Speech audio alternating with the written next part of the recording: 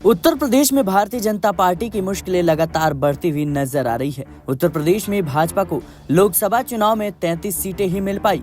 इस तरह 2019 के 62 के मुकाबले पार्टी को 29 सीटें कम मिली है। इसके बाद से ही मंथन का दौर जारी है। यही नहीं, लोकसभा चुनाव के बाद कुछ घटनाक्रम ऐसे हैं जिसके चलते योगी सरकार की भी मुश्किलें बढ़ती हुई नजर आ रही है।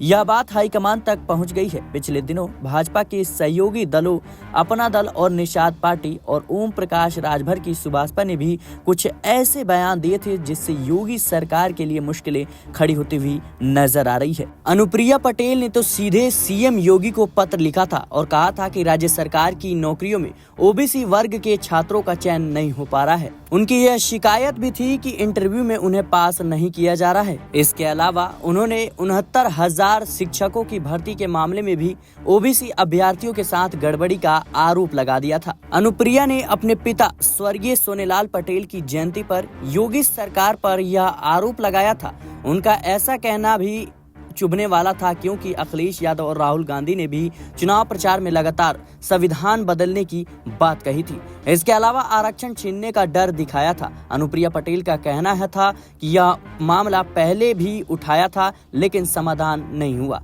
इसका नुकसान सरकार को लोकसभा चुनाव में उठाना पड़ा। वहीं संजय निषाद ने राज्य सरकार पर आरोप लगाया है कि उसके चलते निषाद वोट कम मिले हैं। उन्होंने कहा कि लंबे समय से निषाद समाज को अनुसूचित जाति में आरक्षण देने की मांग लंबित पड़ी है। इस समुदाय ने 2019 और 2022 में भाजपा को वोट दिया था, लेकिन सरकार ने उसे गंभीरता से बिल्कुल भी नहीं लिया और अब उसका एक वर्ग छिटक रहा है। इसी तरह ओम प्रकाश राजभर ने भी कहा था कि मोदी और योगी के नाम पर पड़ने वाला वोट अब कम पड़ने लगा है। उन्होंने यह भी कहा था कि सुभाषपा के कार्डर और वोटर ने भी एनडीए उम्मीदवारों का समर्थन किया, लेकिन भाजपा का वोट कम हो गया। उत्तर प्रदेश में ही नहीं बल्कि पूरे देश की राजनीति में भारतीय जनता पार्टी इस वक्त मुश्किलों में घिरती हुई नजर आ रही है, क्योंकि जिस तरीके से लोकसभा चुनाव में बहुमत के आंकड़े से दूर रही थी, इसी वजह से सहयोगी दल अब उसे तेवर दिखाते हुए नजर आ रहे हैं। ऐसे में देखना होगा कि भारतीय जनता पार्टी अब इन तमाम चीजों को कैसे हैंडल करती हुई नजर आती है। फिलहाल के लिए इस रिपोर्ट में इतना ही।